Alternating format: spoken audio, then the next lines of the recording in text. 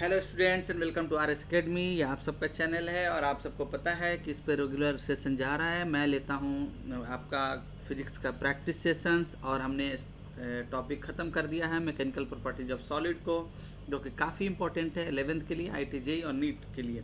उससे एक क्वेश्चन आएगा और हमने प्रीवियस ईयर क्वेश्चंस, बाकी कॉन्सेप्चुअल क्वेश्चन सभी प्रैक्टिस किए थे।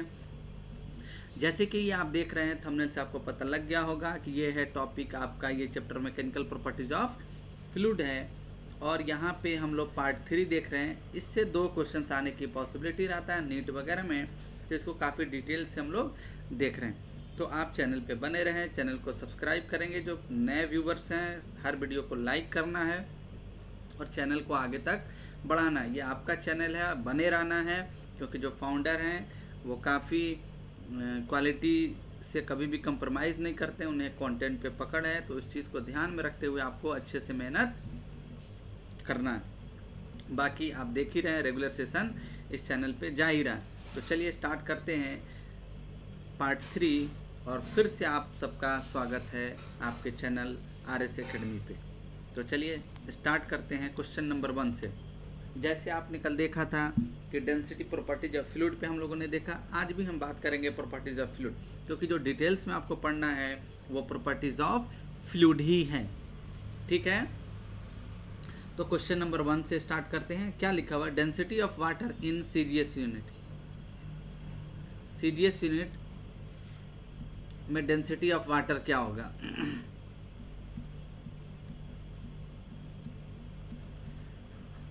डेंसिटी ऑफ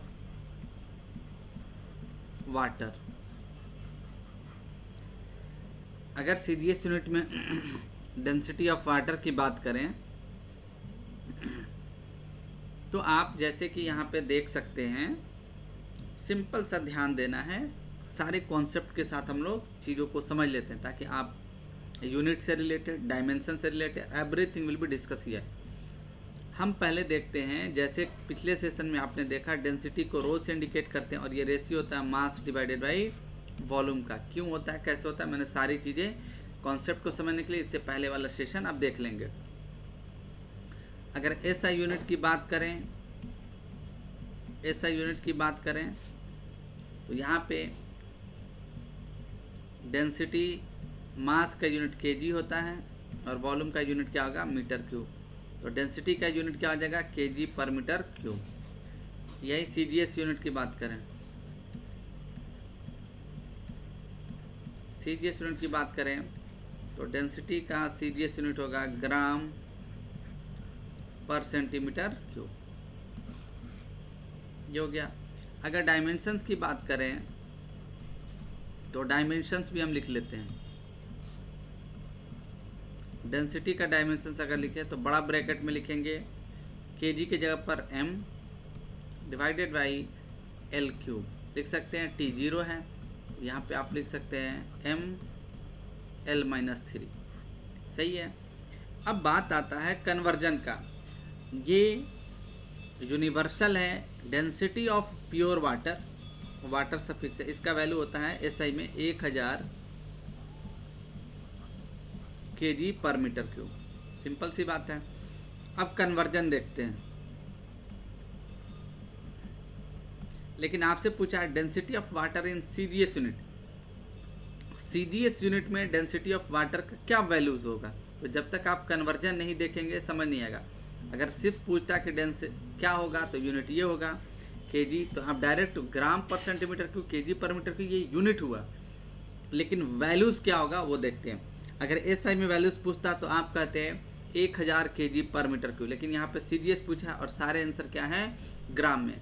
अब जैसे कि आप देख रहे हैं सेंटीमीटर क्यूब नीचे है, तो जितना सेंटीमीटर स्क्वायर वाला ऑप्शन है उसको एलिमिनेट कर दीजिए। ये एलिमिनेट हो गया, ये एलिमिनेट हो गया, यानी ऑप्शन इधर C होगा या D होगा। वैल्यू 1000 होगा या 1 ग्राम होगा, उसको चेक कर लेते हैं। अब 1000 kg पर मीटर क्यूब को अगर रिप्लेस किया जाए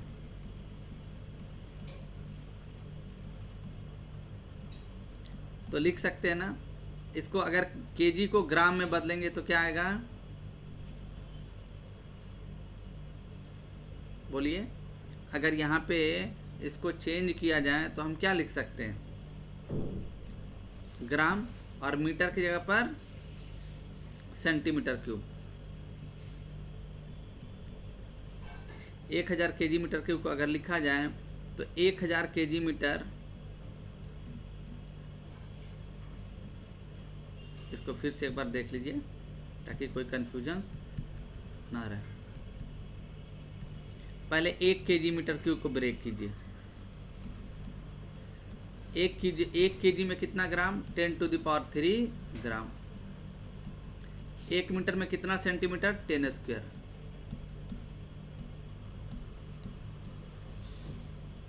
ये हो गया। इसका वैल्यू लिखा जाए तो 10⁻³ gram divided by 10⁻6 centimetre cube लिख सकते हैं। ये अगर वैल्यू कैंसिल होगा तो यहाँ पे हम लिख देते हैं। ये अगर वैल्यू कैंसिल होगा तो 1 केजी पर मीटर क्यूब इक्वल टू क्या लिख सकते हैं? 1/10⁻³ 10⁻³ कैंसिल होगा, ग्राम पर सेंटीमीटर क्यूब। ये मल्टीप्लाई करेंगे तो 1 ग्राम पर सेंटीमीटर क्यूब इक्वल टू ये क्या आ जाएगा? 1000 केजी पर मीटर क्यूब। ये आपका आंसर निकल गया। तो ये आपका ऑप्शन हो जाएगा 1 ग्राम पर सेंटीमीटर क्यूब इक्वल टू 1000। यानी ऐसा यूनिट में अगर डेंसिटी ऑफ वाटर की हम बात करेंगे, नोट में वैल्यू को लिख लेना है। नोट पहला, डेंसिटी ऑफ वाटर इन ऐसा यूनिट, तो आप कहेंगे 1000 केजी पर मीटर क्यूब। लेकिन density of water in CGS पूछे तो जैसे कि आप देख रहे हैं 1000 केजी पर मीटर क्यूब को हम क्या लिख सकते हैं? 1 ग्राम। तो ये भी सही है, 1 ग्राम पर सेंटीमीटर क्यूब। देखिए कितना इन डेप्थ क्वेश्चन पूछ लिया गया है। नहीं नॉलेज होगा तो सब 1000 मार के आएंगे। आप कहिएगा 1 ग्राम इन सीजीएस यूनिट, इसका आंसर होगा करेक्ट। अगला सवाल देखते हैं, question number 2। Specific weight of fluid is defined as. Specific weight of fluid की अगर बात करें तो ध्यान से देखना, स्पेसिफिक वेट ऑफ फ्लूइड को हम स्मॉल w से रिप्रेजेंट करते हैं। इसे हम स्मॉल w और गामा से रिप्रेजेंट करते हैं। और gamma, small gamma equal to होता है weight of the fluid, weight of fluid to its volume. यानी अगर इक्वेशंस लिखा जाए इसका तो गामा इक्वल टू हम लिखेंगे W डिवाइडेड बाई V, ये कहलाता है स्पेसिफिक वेट। और इसका यूनिट क्या हो जाएगा? ऐसा यूनिट, वेट का यूनिट न्यूटन और वॉल्यूम का न्यूटन पर मीटर क्यूब। यानी इसका ऐसा यूनिट क्या होता है? न्यूटन पर मीटर क्यूब। अगर यहीं सीजीएस यूनिट की, ये ऐसा यूनिट हुआ। अगर यहीं आप सीजीएस यूनिट की बात करते हैं, सीजीएस में तो क्या लिखते हैं? न्यूटन की जगह पर डाइन रिप्लेस होता है और मीटर क्यूब की जगह पर सेंटीमीटर क्यूब। अब W इक्वल टू आप जानते हैं वेट इक्वल टू तो मास इंटू जी होता है। गामा इक्वल टू क्या होता है? M into G divided by V लिख सकते हैं। Gamma equal to mass by volume को हम क्या कहते हैं? Density into volume. सॉरी, यहाँ आपने देखा मास बाई वॉल्यूम को हम क्या कहते हैं? डेंसिटी कहते हैं। तो गामा इक्वल टू लिख सकते हैं रो इंटू जी। यानी स्पेसिफिक वेट का 2 फॉर्मूला है। रो जी भी स्पेसिफिक वेट का लाता है, ध्यान देंगे। ये क्वेश्चन इस पर नॉमरिकल आता है कि अगर वेट ऑफ द, अगर डेंसिटी ऑफ द फ्लूइड दिया हो तो उस केस में आप कैसे स्पेसिफिक वेट निकालेंगे? तो आप उसमें कहिएगा जी से मल्टीप्लाई कर देंगे। अब ये सी बात, ये आपको समझ में आ गया होगा। तो ये कहलाता है। अब डायमेंशंस की बात कर लेते हैं। डायमेंशंस भी इंपॉर्टेंट है, पूछा गया सवाल है। तो पहले फंडामेंटल क्वांटिटी में ब्रेक करना पड़ेगा। न्यूटन को आप क्या लिख सकते हैं? केजी मीटर पर second square into 1 by metre cube. इसका वैल्यू आप लिखिए तो क्या आ जाएगा? केजी पर मीटर स्क्वायर पर सेकेंड स्क्वायर। केजी को लिख सकते हैं M L square T square. तो ये वैल्यू अगर लिखा जाए तो क्या लिख सकते हैं? ML -2 T -2। तो इस तरह से आप देखेंगे कि यहाँ पे इसका यूनिट डायमेंशंस ये हो गया। तो आई थिंक ओवरऑल आपको आइडिया लग गया होगा कि स्पेसिफिक वेट क्या होता क्या है। दोनों के रिस्पेक्ट में अगर यहाँ पूछता वेट बाय वॉल्यूम तो ये भी आपके पास है यहाँ पे, और डेंसिटी के रेस्पेक्ट में पूछता तो वो भी वैल्यूज़ है, बाकी और भी वैल्यूज़ है। तो आप यहाँ से कह सकते हैं C will be the right answer. Weight per unit volume को हम क्या कहते हैं? Specific weight. करेक्ट। तो आई होप आपको काफ़ी क्लैरिफिकेशन हो रहा होगा कॉन्सेप्ट में। बेहतर तरीके से पढ़ना है, कंटेंट के पीछे रहना है। कंटेंट आपके पास होगा तभी आप सही से आंसर कर पाएंगे। You must be follow the quality content, then you answer the selective answer.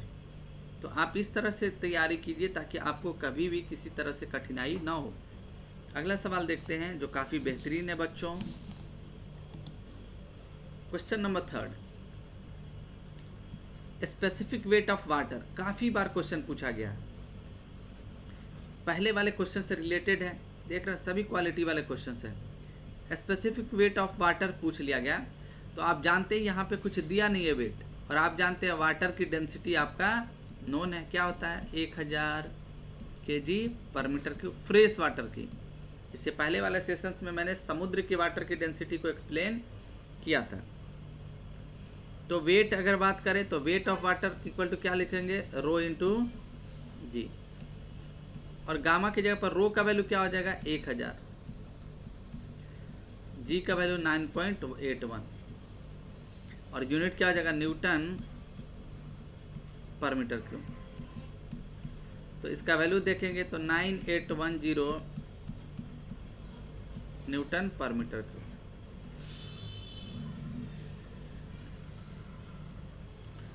तो आई होप आपको समझ में आ गया। तो ध्यान रखना है डायरेक्टली, अगर यहीं किलो न्यूटन में ऑप्शन रहता तो आप 1000 से डिवाइड कर देते तो क्या आता है? 9.81 किलो Nm/m3। राइट।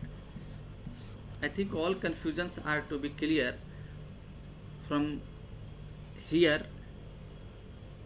जितने इससे रिलेटेड थे सभी आपके कॉन्सेप्ट क्लियर हो जाएंगे।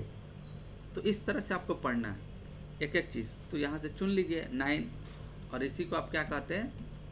मीटर स्क्वायर वाला। पहले ऑप्शंस एलिमिनेट करना भी सीखें ऑप्शंस को, और ये अगर किलो न्यूटन में रहता तो 9.8 किलो Nm/m3। ये भी सही है। अगला सवाल देखते हैं, क्वेश्चन नंबर 4 है।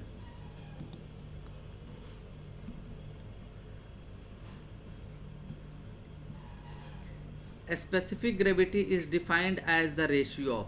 कितना सिंपल सवाल है और इम्पोर्टेंट भी सवाल है। सबसे पहले जाने कि स्पेसिफिक ग्रेविटी फ्लूइड का वह प्रॉपर्टी है जो डायमेंशनलेस है। फ्लूइड का वह प्रॉपर्टी है जो डायमेंशनलेस है। डायमेंशनलेस कहने का मतलब इसके पास कोई यूनिट नहीं है, यूनिटलेस भी है ये, तभी तो डायमेंशनलेस होगा। पहली बात ये ध्यान रखना है। क्वेश्चन आता है which one of the following is the fluid property are taken as a dimensionless और यूनिटलेस। तो आप कहेंगे स्पेसिफिक ग्रेविटी। उसमें ऑप्शन भी बता देते हैं मैं, क्या रहेगा? डेंसिटी, स्पेसिफिक वॉल्यूम रहेगा, specific weight and specific gravity. तो आप कहेंगे ये एक ऐसा फ्लूइड की प्रॉपर्टी है जो डायमेंशनलेस पाया जाता है। स्पेसिफिक ग्रेविटी को जनरली कैपिटल जी से इंडिकेट करते हैं, या कहीं के बुक में कैपिटल एस से भी दिया हुआ। कन्फ्यूज़न नहीं होना चाहिए, कुछ भी दे आपके कॉन्सेप्ट क्लियर होने चाहिए। ये कहता क्या है पहले सुन लें। अब हम जी से इंडिकेट करते हैं। कहता क्या? Specific weight of fluid to the specific weight of standard fluid. मुताफत है, इसको समझना, लेकिन आप आसान तरह से समझ सकते हैं। क्यों कन्फ्यूजन है और आफत है? क्योंकि ऊपर भी specific weight of the fluid है, और यहाँ एक नया सा टर्म जुड़ गया, specific weight of standard fluid. Standard fluid का कहने का मतलब होता है reference fluid, and we all know that the fluid is either liquid और गैस होगा। गैस होगा। अब लिक्विड के केस में आप किसको स्टैंडर्ड फ्लूइड लेंगे? वाटर इज, क्योंकि इसका डेंसिटी नोन है। और गैस के केस में किसको लेंगे? एयर को लेंगे। राइट।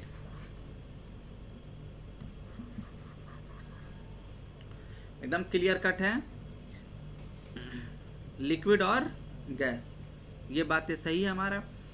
आगे देखते हैं, अगर ये बातें सही है तो ये क्लियर है कि अगर ये फ्लूइड हुआ तो आप कहेंगे, जैसे अगर मैथमेटिकली लिखा जाए तो क्या लिखेंगे, गामा ऑफ स्पेसिफिक फ्लूइड, क्यों गामा से स्पेसिफिक वेट को रिप्रेजेंट करते हैं, divided by gamma of standard fluid. चीज़ें एकदम सही है, सटीक है। स्टैंडर्ड फ्लूइड, अगर ये फ्लूइड लिक्विड रहा तो आप कहेंगे स्टैंडर्ड फ्लूइड वाटर होगा, अगर ये फ्लूइड गैस रहा तो स्टैंडर्ड फ्लूइड क्या कहेंगे, एयर होगा। इसीलिए यहाँ डेंसिटी ऑफ एयर मैं लिख देता हूँ। डेंसिटी ऑफ एयर क्या होता है, 1.21 kg पर मीटर। डेटा याद रहना चाहिए, और इससे पहले मैंने डेंसिटी ऑफ लिक्विड आपको बता दिया है। ये एक इक्वेशन मिल गया आपको। दूसरा इक्वेशन, अगर गामा ऑफ फ्लूइड को आप लिखेंगे तो क्या लिखेंगे, डेंसिटी ऑफ फ्लूइड इंटू जी, और गामा ऑफ स्टैंडर्ड फ्लूइड को अगर लिखें तो क्या लिखेंगे, density of standard fluid into G. अगर यहाँ से रेशियो निकाला जाए वैल्यू पुट करके, density of fluid into G divided by density of standard fluid into G, G से जी कैंसिल होगा, तो यहाँ से स्पेसिफिक ग्रेविटी इक्वल टू लिख सकते हैं density of fluid to the density of standard fluid. Simple explanation है। तो यहाँ दो डेफिनेशंस होता है, एक आपका है specific weight of the fluid to the specific weight of standard fluid, और दूसरा डेफिनेशन आपका बनता है density of the fluid to the density of standard fluid. तो ये दोनों सही है, यानी अब दोनों के रेस्पेक्ट में स्पेसिफिक ग्रेविटी को आप डिफाइन कर सकते हैं। एकदम क्लियर है, कोई कन्फ्यूजन्स नहीं होने चाहिए आपको। तो यहाँ पे ऑप्शंस की तरफ चलते हैं। अगर आप देखेंगे तो specific weight of fluid, specific weight of standard fluid, बिल्कुल ए सही है। Specific weight of standard fluid ना, गलत है। डेंसिटी ऑफ फ्लूइड, डेंसिटी, ये भी सही है। यानी both A and C are the right options, क्योंकि ये दोनों दिया हुआ डेफिनेशंस में। ठीक है, अगला सवाल देखते हैं। Question number 5, bulk modulus of the fluid increase with pressure. क्या होता है bulk modulus? Basically bulk modulus को आप इंडिकेट करते हैं कैपिटल के से, और ये रेशियो होता है increase in pressure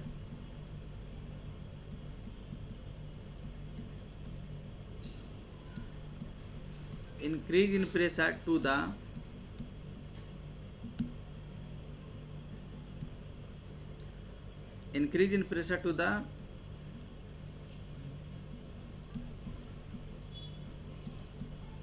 volumetric strain. सही है, ये रेशियो होता है।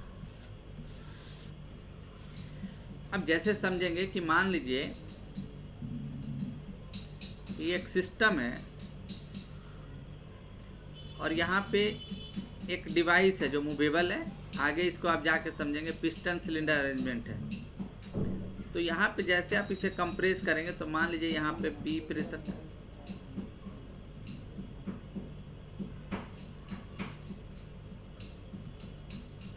तो कुछ ना कुछ वॉल्यूम में चेंजेज आएगा। तो जैसे ही यहाँ पे प्रेशर इंक्रीज करेगा, कंप्रेशन होगा, कंप्रेशन प्रोसेस होगा। कंप्रेशन में प्रेशर क्या होता है आपका, इंक्रीज करता है। तो मान लीजिए जो इंक्रीज इन प्रेशर होगा तो चेंज ऑफ प्रेशर क्या होगा, final pressure minus initial pressure, और ये वैल्यू क्या आएगा, पॉजिटिव भी आएगा। लेकिन वॉल्यूम क्या होगा आपका, डिक्रीज होगा। डेल वी इक्वल टू क्या लिखेंगे, V final minus V initial. अगर मान लीजिए ये इनिशियल वॉल्यूम वी था, अब ये वॉल्यूम क्या हो गया, फाइनल वॉल्यूम। तो आप देख रहे हैं इसका वैल्यू आएगा निगेटिव डेल वी, क्योंकि फाइनल वॉल्यूम आपका देख रहे हैं कंप्रेशन के बाद लेस देन इनिशियल वॉल्यूम होगा। तो volumetric strain epsilon V equal to आप लिख सकते हैं change in volume minus T V by V. अगर यहाँ से मैथमेटिकल इक्वेशन लिखे तो क्या लिखेंगे, del P by minus del V by V. यहाँ पे माइनस चल जाएगा, del P into V divided by del V लिखेंगे। निगेटिव साइन का ये मतलब होता है, negative sign indicate that Negative sign indicate that when pressure is increases, the volume of the fluid will be decreases. Negative sign का ये मतलब समझेंगे। तो यहाँ से ये रिलेशन आपका निकल गया बल्क मॉडुलस का। तो ऑब्वियस सी बात है, अगर आप देखेंगे तो बल्क मॉडुलस वॉल्यूमेट स्ट्रेन क्या होता है, यूनिटलेस होता है। बल्क मॉडुलस का वही यूनिट होगा जो प्रेशर का होगा, और इसे न्यूटन पर मीटर स्क्वायर, इसी को आप क्या कहते हैं, पास्कल। आपने देखा होगा मैकेनिकल प्रॉपर्टी सॉलिड की जो रिवीजन मैंने कराया था, तो इसमें हमने कवर किया था। ठीक है, तो आप कहेंगे कि अगर प्रेशर इन डेल पी बढ़ेगा तो बल्क मॉडुलस भी क्या होगा, आपका बढ़ेगा। एक डेंसिटी के फॉर्म में भी फॉर्मूला होता है, याद रखेंगे, rho D P divided by D rho, सिर्फ आपको याद रखना है। तो आप कहेंगे कि इंक्रीज करने से इंक्रीज होगा, करेक्ट। क्वेश्चन नंबर 6 देखते हैं। कंप्रेसिबिलिटी।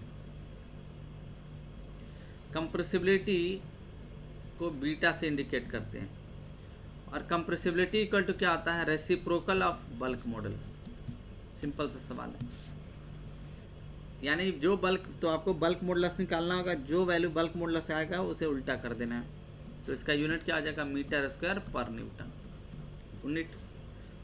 किसी दिए हुए फ्लूइड के लिए कंप्रेसिबिलिटी और बल्क मॉडुलस क्या होगा, हमेशा 1 होगा।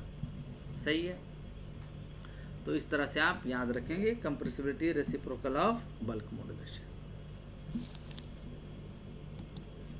क्वेश्चन नंबर 7 देखते हैं, जो काफ़ी इंटरेस्टिंग सवाल है।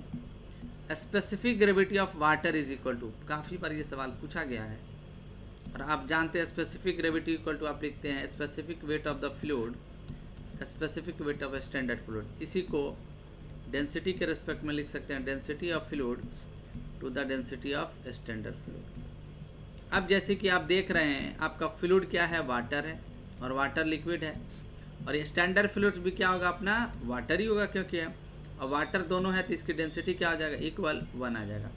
यानी वाटर का स्पेसिफिक ग्रेविटी हमेशा क्या होता है, 1 होता है, ध्यान रखेंगे।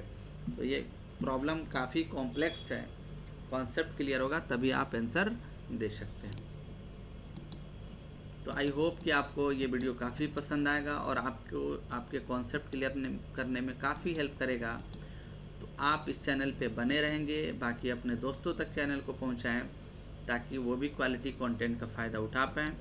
ये उन सब बच्चों के लिए है जो आईआईटी, नीट या 11-12 में उनके लिए है, या जो CUET का पेपर साइंस स्ट्रीम से देंगे उनके लिए। तो अभी से आपको बने रहना है, तैयारी करना है, और तैयारी इस लेवल पे करना है कि आप कुछ उसमें का जो टारगेट आपका है उसे आप हासिल कर लें। बाकी आप ऑनेस्टी से मेहनत कीजिए, ईमानदारी से मेहनत कीजिए, पेरेंट्स का रिस्पेक्ट कीजिए, बाकी सब चीज़ें ऊपर वाला पे छोड़ दीजिए। फिर मिलते हैं नेक्स्ट सेशन में, इसी का चलेगा मैकेनिकल प्रॉपर्टीज ऑफ फ्लूइड। तब तक के लिए थैंक यू।